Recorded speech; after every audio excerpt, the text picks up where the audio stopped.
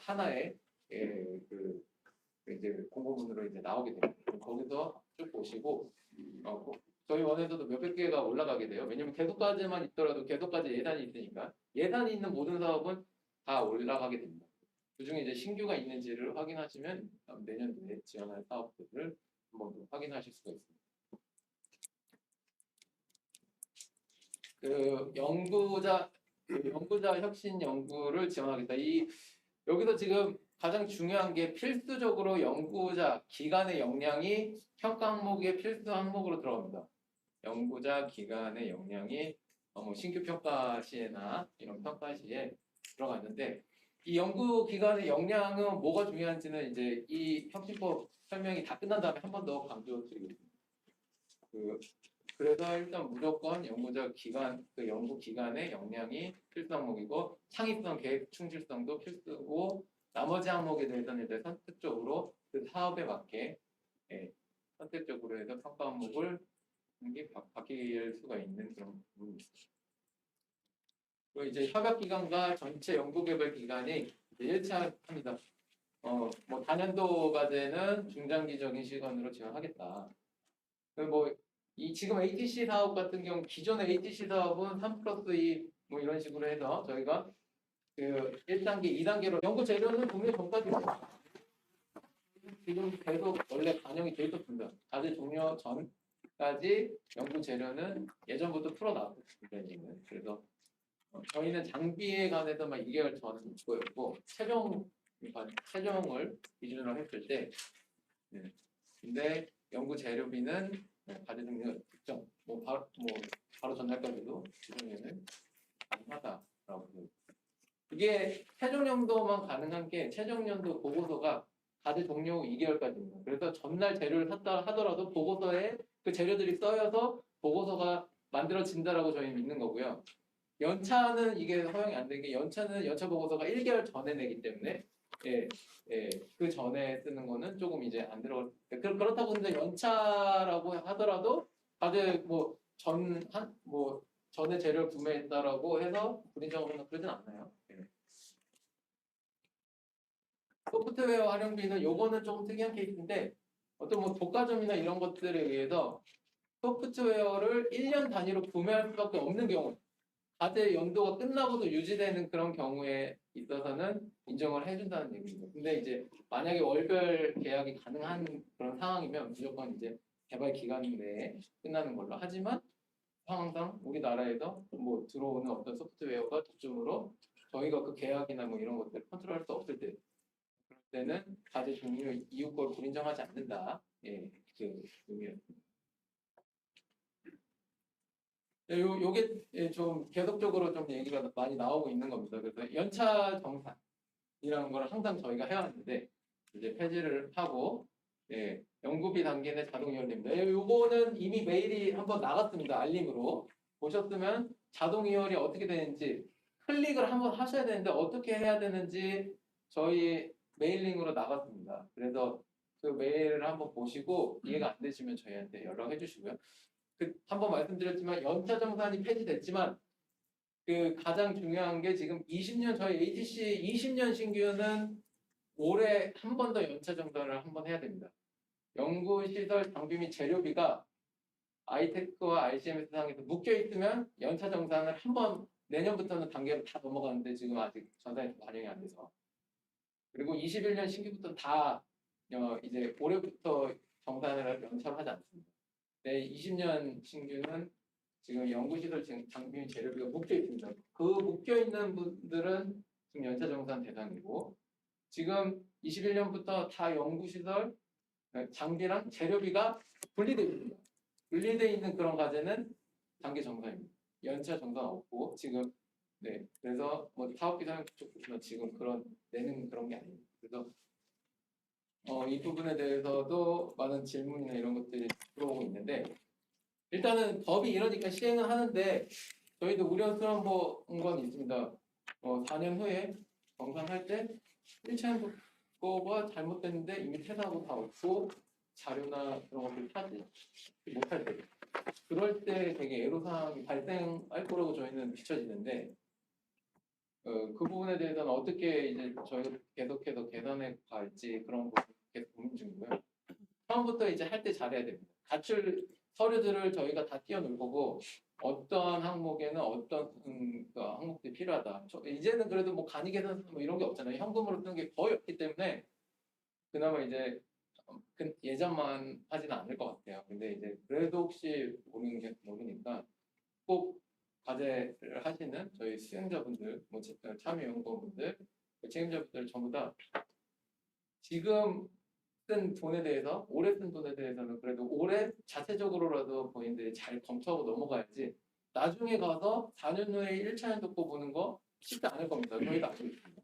근데 일단 법이 제정됨에 따라 저희는 그걸 따라할 수밖에 없는 상황이죠. 그래서 뭐 책임자님들도 잘 알고 꼼꼼히 챙기셔야 됩니다. 연차평가는 저희 폐지된 지 꽤 됐죠. 그래서 예전에 진도 점검 그리고 진도 실적 보고서로 대체했는데 지금 또 연차 보고서는 또 받아요. 근데 연차 평가는 폐지됐습니다. 연차 보고서를 담당자가 검토를 하고 어떤 뭐 특이사항이 있는 경우에 평가를 대체하는 거였습니다. 지금 저희는 이제 연차에 대한 평가, 단계에 대한 평가 없이 그냥 바로 한 번에 그냥 평가를 한다. 단계 평가 같은 것도 다 없어졌어요. 한 번에 평가하는 거. 최종 보고서 제출 기한이 연장됐는데 이거는 저희 이미 실행하고 있습니다. 기존에 있는 타 부처는 아직까지 45일입니다. 저희 부처는 이미 60일, 2개월로 15일간 연장이 됐는데 네, 요 부분은 뭐 아직 반영되지 않은 부처들이 있어서 거기 들어가져 있습니다. 네, 그리고 정부 납부 정기술료 제도가 이제 폐지됐습니다. 저희 이미 폐지됐어요. 기술료가. 그래서 이제 어떤 정액 기술료에 대한 어떤 부담이나 이런 것들은 없지만 이제 정상 기술료 꼭 매출이 발생했을 때만 기술료를 하도록 되어 있습니다. 신규 21년 신규 과제부터는 합격할 때 기술 기여도라는 포션을 받고 있습니다. 몇 프로에서 몇 프로 정도 대략 어느 정도 이게 매출을 일으켰을 때 그 매출을 일으키는 그 제품이 우리 R&D와의 연관성이 얼마나 있을까요? 그래서 매출액을 추정으로 해놓는 거고 거기에 따라 추후에 이제 그냥 실제 매출을 봤을 때 다시 한번 계산을 하게 되는데 아마 그 협약 때 쓰였던 기여율이 이제 기준이 될 예정입니다. 뭐 제가 협약할 때 좀 보수적으로 잡는 분들은 한 5% 잡는 분들 계시고 아주 의욕이 넘치시는 분은 80%까지 잡는 분도 계셨습니다. 네.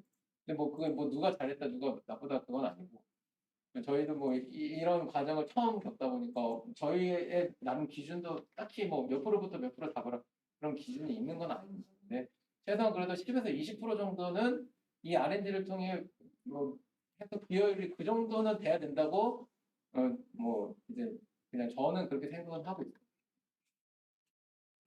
그 되게 더 많은 양의 어떤 혁신법들이 바뀐 것들이 있는데 R&D 관련돼서는 일단은 먼저 이 부분만 좀 발제해서 R&D 부분만 좀 말씀을 드렸고요. 그리고 제가 여기 온 이유와 가장 중요한 것 중에 하나가 일단 ATC랑 ATC 플러스는 지금 해당이 안 될 수도 있는데 특허 때문에 그럽니다. 특허 등록 특허가 지금 상당히 저희한테 중요한 이슈가 되는데 연구자의 기간과 역량을 판단할 때 추후에 신규 평가나 뭐 이런 것들 받을 때 나중에 이제 특허나 이런 특히 특허 등록 특허가 실제로 등록 특허나 뭐 이런 것들이 얼마나 발생했는지 이런 정량적인 지표들을 과거에 R&D를 수행한 그 과제의 성과를 기준으로 이런 연구자의 역량을 평가한다고 합니다.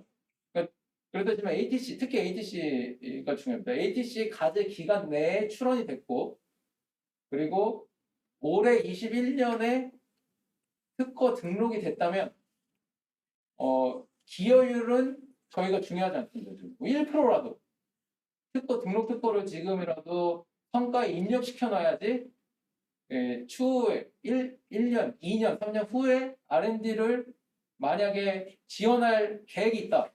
무조건 지금 없는 특허를 만들어서 넣어야 됩니다. 그래서 지금 앞에서 아이리스라는 통합 시스템에 한 번에 밀어넣을 수 있는 기회가 딱 지금 한 번입니다. 올해 11월, 12월 초 중순 넘어가면 자, 저 통합하는 과기부 저 시스템에서 한 번의 성과를 다 가져갈 때 그때 그 성과가 안 들어가게 되면은 개별적으로 넣는 건 거의 불가능하고 어려울 겁니다. 아니면 분기별로 한 번 정도 들어갑니다. 그러니까 혹시라도 지금 성과 활용 기간이든 지금 연구를 수행하시고 있던 과제 그 대신 중요한 건 출원이 과제 수행 기간 내에 있어야 됩니다. 과제 수행할 때.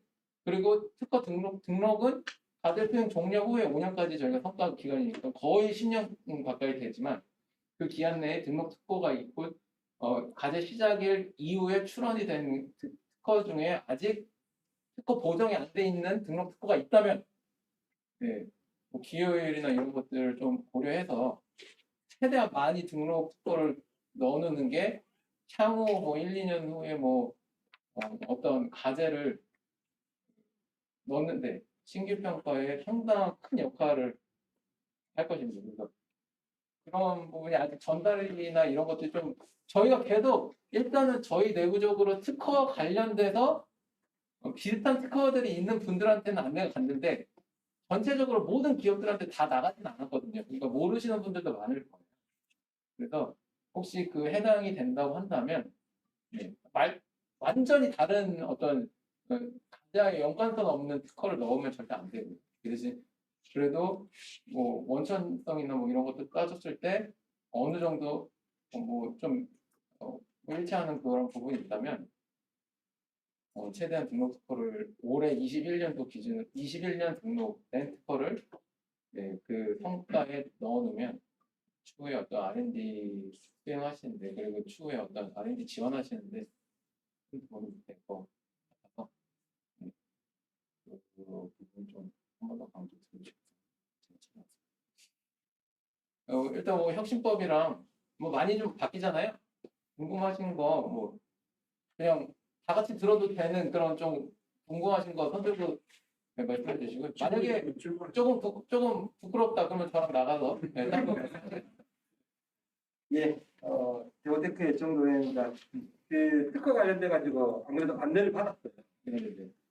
요거는 ATC 과제하고 이렇게 연관이 있을 것 같은데, 네. 주십사. 네네네. 출원권도 이야기를 하시는. 저희는 지금은 출원보다는 등록이 더 중요한데 뭐 만약에 출원이 있다 그러면 출원도 하나의 성과니까. 근데 이제 출원보다는 등록 특허가 조금 더 우선되긴 합니다. 근데 출원도 만약에 기간 내에 들어 있으면은 연관성이 있으면 뭐 넣어주시면은 저희한테 도움이 됩니다. 그러면 그 과제 보유 번호를 집어넣어야 되는데, 네네네. 차별로 보유 번호가 부여되어 있지 않습니까? 네. 그러면 5차년도 예초에서 이제 5년쯤을 받았어요. 네네. 그러면 보유 번호를 5차년도 마지막 차년도로 집어넣으면 되겠죠. 일관성이 있다. 예. 그 고유 번호라는 것보다도 가제 번호는 하나인데 그 가제 번호로 지금 이제 입력을 하게 되면 네. 보정사항이 뭐 저기 아시겠지만은 네. 입력을 하게 되면은 반드시 고유 번호를 넣어야만이 네. 되는 사항이에요. 네. 그래서 숫자를 딱 맞춰가지고 임의라도 그걸 넣지 않으면 다음 과제 번호도 입력하고 네. 그 고유 번호. 과제 번호에 해당되는 연차별 보유 번호가 부여되어 있으면 네. 그 보유 번호 집어넣어야 됩니다. 예. 아마 고유 번호는 NTIS에서 부여되는 그런 번호. 예, 거기에서 질문 하나가 뭐냐면 그러면 특허청에다가 보정을 해서 이게 서지로 등록이 되지 않습니까? 네. 그러면 아이디스하고 연동이 자동으로 되나요? 아니면 따로 또 신청을 해요? 지금은 일단 한 번에 저희가 한 번에 다 밀어 넣고 그 이후에 자동 연결되는 거를 이제 생각을 하고 있는데 그쪽에서 어떻게 받아들일지는 아직까지 뭐 확정되어 있는 건 아니에요. 그러니까 자동으로 된다 안 된다 그렇게 확실하게 말씀드리기는 좀 어렵고요. 그러면 그 지침은 다시 한번 내려올 거니까 저희한테 성과팀 모든 성과나 이런 것들은 저희 성과팀이 관리하기 때문에 그러니까 기본적으로 한 번은 저희가 보낸다. 그게 그 시점이 뭐 12월 언제다라고 말씀드리기가 어려워요. 지금 11월 말인데 아무튼 12월 말에는 저희 데이터를 한 번에 보내긴 할 겁니다. 근데 그 이후에 지속적으로 계속 연계된다. 그거는 지금 아닐 거고요. 그러면 계속적으로 데이터가 계속 바뀔 거니까. 뭐 반기든 1년이든 한 번 정도 갈 거예요. 네. 이게 특하고 똑같은 연관인데요. 지금 물론 저희는 APC 끝나고 다른 과제 수행 중에 있는데 이게 이제 기업 입장에서는 특허비가 간접비입니다. 네. 네, 간접비인데 대부분 기업은 간접비를 특허로만 써요. 네. 네. 대부분. 네. 이게 직접비에서 간접비로 이렇게 이제 2월에서 쓰는 경우가 고바로 이렇게 특허를 신청할 때. 근데 직접비에서 간접비로 올리는 게 10% 데드라인이 있어요. 네. 네. 그게 조금 기업한테는 특히 저희 쪽 기업 저희 대우대사 같은 경우에는 특허를 좀 많이 내는 편입니다. 네. 네. 그게 좀 한계에 좀 막혀가지고 네. 그 자체 비용 부담으로 하는 경우가 많아요. 자, 간접비도 중요합니다. 간접비 증액이나 뭐 이런 게 지금 되게 까다롭게 바뀌어요. 그래서 일단 저희가 그냥 저희 협약할 때나 뭐 이렇게 할 때 저희는 영리기관은 일단 간접비 10% 일단 무조건 다 잡아라. 이렇게 말씀드릴 거예요. 그리고 간접비를 줄여나가는 건 통보성입니다. 간접비를 승인받거나 아니면 간접비 증액이 안 되거나 뭐 지금 그 되게 불편하게 되어 있기 때문에 간접비를 줄이는 건 문제가 없으니까 일단은 기본적으로 뭐 영리기관도 10%까지 간접비를 잡고 뭐 특허가 만약에 출원이 좀 적겠다. 뭐 과제를 진행하면 앞으로 어느 정도 나올지 예측 가능하잖아요. 그 선에서 줄여나가는 거 그거를 이제 권장을 할 겁니다. 그러면 이 말씀은 간접비가 직접비로 이월이 되나요? 간접비가 직접비로 간접비를 낮추는 거는 전혀 지금도 문제가 되지 않아요. 간접비를 낮추는 거. 아마 10%를 넘겨서라고 이제 지금 프로그램이나 특허에 등록하시는 분 많으시니까 그렇죠. 10% 넘는 건 안 되고요. 증액도 승인 받아야 되거나 승인 받아야 돼요. 예, 지금 아마 전산에 일단 10%는 저희 규정상이라서 너무 왜냐면 예전에는 이 직접비를 간접비로 넣지 되고 간접비를 직접비로 넣으면 안 되지 않습니까? 그리고 연구를 하다 보면 특허가 한 건이 나올 수도 있고 100건이 나올 수도 있어요.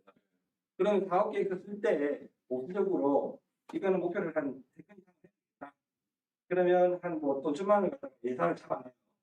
근데 이게 뭐 해외 출원도 반드시 필요할 것 같다. 네. 그럴 경우에는 해외 출원 딱 잘못하면은 1,000만 원이 넘어버려요. 그렇죠. 그러면은 3건이다 그럼 3천만 원이에요. 그래서 이제 대부분 그 간접비를 직접비로 이렇게 이용을 못하니까 제 같은 경우에는 좀 편법일 수도 있는데 간접비를 한 1,000만 원 정도 잡아놓고 직접비에서 계속 땡겨와서 지금은 이제 안 돼요. 지금은 간접비를 최대치로 잡아놓고 그러면 이제 다른 예산이 조금 줄겠죠. 근데 다른 직접비가 좀 줄겠지만 간접비를 최대한 올려놓고 그 상한선까지 그리고 나서 간접비를 줄여 나가는 거는 뭐 승인이 아니에요. 통보성이에요. 그냥 통보성. 간접비를 줄여낸다는 게 간접비가 그러면 이제 줄여서 직접비를 넘기는 거는 통보성입니다. 그게 가능한 가능. 네. 2월을 말씀하시는 거 아니면 세목간에 이렇게 비목간이 걸 네. 그거는 영리기관이면 알겠습니다. 그 2월은 또 다른 개념입니다. 2월을 만약에 이제 저희가 이제 연차 정산이 폐지되고 자동 2월이라고 말씀드렸는데 그 항목은 그 항목대로 써야 됩니다. 그러니까 이제 연구활동비로 2월 했다. 연구활동비만 쓸 수 있는 2월이면 거고. 이제 다음 차년도로 넘겨서 네. 근데 이제 2월이라는 개념이 없어지는 거예요. 2월은 어떻게 보면 연차와 연차끼리의 그 돈이 넘어가는 건데 이제부터는 그냥 계속 사업비입니다. 그냥 그게 하나예요. 1차 연도에 돈 받은 그 돈 2차 연도에 써도 문제가 없는 거예요. 그 대신 이제 2차 연도 사업비부터 좀 소진이 되는 거다. 알아서 지가. 그래서 2월이라는 개념은 거의 이제 없고 그냥 계속 사업비가 그냥 계속 남아 있는 돈. 재료비는 지금 이제 자동으로 2월 할 수 있어요. 지금 2월 된다. 네, 클릭을 하셔야 됩니다. 그 대신 그 분명히 안내 메일 나갔습니다.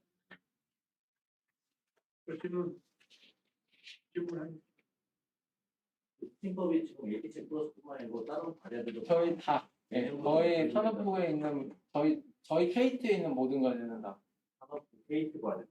그리고 R&D 하는 그리고 전 부처에 다 적용이 돼요 지금.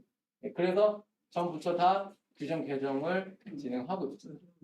애매한 게 이제 20년도에 시작한 APC 같은 경우에는 연차가 있고 작년에 당연 같은 경우는 시설이죠.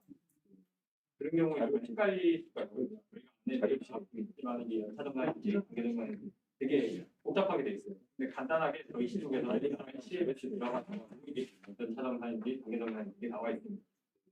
그걸 확인하시면 가장 쉬운 건 그거예요. 연구 장비 및 재료비가 붙어 있다. 연차 정산입니다. 연구 장비, 재료비 떨어져 있다. 단계 정산입니다. 그거 하나면 그냥 저희 규정 담당자랑 저희랑 이제 얘기했을 때 항상 그 얘기를 그게 하고 과정돼서 이제 예. 밖에 있거든요. 근데 20년 신규는 제가 한번 검색해봤는데 다 묶여 있어요. 저희가 좀 빨리 좀 서두르는 바람에 조금 만약에 오류 좀 늦게 사업비도 지급되고 좀 뭐 사업비 지급이랑 뭐 연차 진도 실적 그 보고서를 좀 천천히 받아서 좀 늦게 했으면은 거기에 들어갈 수도 있는데 저희 사업비를 먼저 빨리 드려야 된다 생각해서 빨리빨리 했는데 그때는 아직 전산이 다 반영되지 않아서 올해까지 이렇게 좀 영향을 미친 거에 대해서 죄송합니다. 근데 내년부터는 다 단계로 할 거고 올해 한 번만 연차 정산을 좀 해주셔야 됩니다. 질문 네, 따로 질문 드리고 있습니다. 아, 네네. 따로. 네. 그러면 저 자리에 있을 거니까. 예, 이 박사님께서 이렇게 오늘 특별히 오신 거는 우리 이제 이 HTC 관리뿐만 아니고 CTO들이 놓치는 게 뭐냐면 R&D는 잘하는데 관리가 안 됩니다.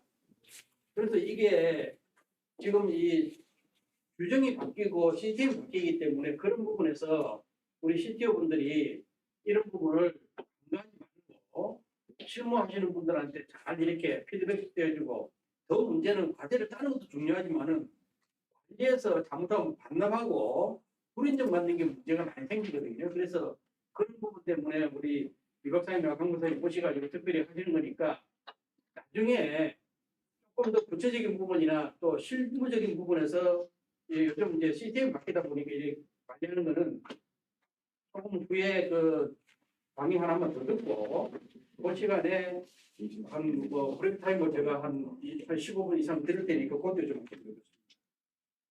자 우리 이 박사님 그래서 아까